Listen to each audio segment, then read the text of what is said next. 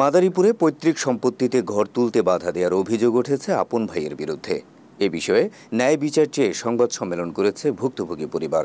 শুক্রবার সকাল 11টার দিকে নিজ বাড়ি সদর উপজেলার পাঁচখোলা ইউনিয়নের মহিষের চরে এ সংবাদ সম্মেলন অনুষ্ঠিত হয়। সংবাদ সম্মেলনে ভুক্তভোগী পরিবার জানান, মাদারীপুর সদরের পাঁচখোলা ইউনিয়নের মহিষের চর গ্রামের প্রতিবন্ধী ফজল মাতুব্বর ও বজলু মাতুব্বর আপন দুই ভাইয়ের বাড়ি, যেখানে পৈতৃক সূত্রে দুই ভাই 18% বাড়ির জায়গা পান। কিন্তু সম্প্রতি বজলু মাতুব্বর বড় ভাইকে তার জায়গায় ঘর তুলতে বাধা দিচ্ছেন, এমনকি ফজল মাতুব্বরকে বাড়ি থেকে বের হওয়ার কোনো রাস্তা পর্যন্ত দিচ্ছে না।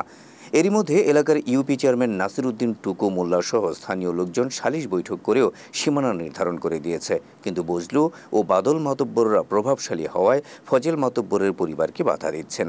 এই জায়গায় একটা ফজল মাতুব্বরের জমি নিয়ে ঝামেলা হয়েছিল। এই জায়গায় উপস্থিত ছিল সাবেক লুৎফর মাতুব্বর, তারপর হলো টুকু মোল্লা চেয়ারম্যান। এগুলো সব সমাধানের তারা করে দিয়ে গেছে, রাস্তা ওবাই করে দিয়ে গেছে।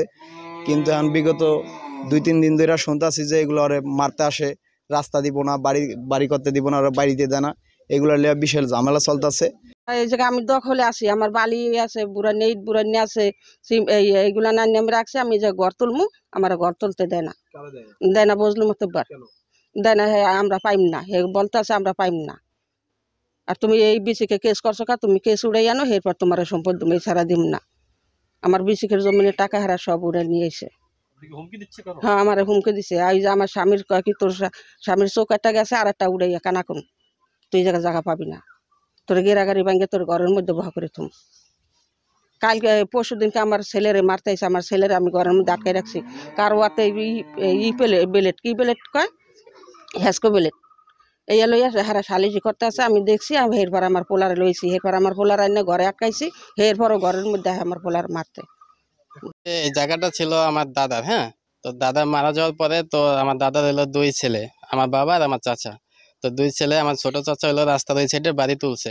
তো বাড়ি তুলছে, এখন আমাদের তো ভাগে এটা, এই যে চেয়ারম্যান টুকু মোল্লা কাকা আর মান্যগণ্য ব্যক্তিরা আমাদের মেপে বুঝাই দিয়ে গেছে। তো আমার চাচা হলো বাদল মাতুব্বরের নিকট 2 কাঠা জমি বিক্রি করছে।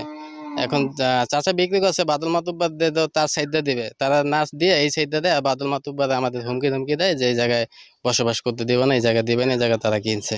এখন সালিশরা সবাই বলতেছে যে জায়গা কিনছে বজলু সাইডে, তুমি বজলু সাইডে নিবা, তুমি কেন এই সাইডে আসো? কেন আমার এই সাইডে বুঝাই দিছে। এ বিষয়ে মাদারীপুর সদর থানা ও সেনাবাহিনীর মাদারীপুরের অস্থায়ী ক্যাম্পেও লিখিত অভিযোগ দেওয়া হয়েছে।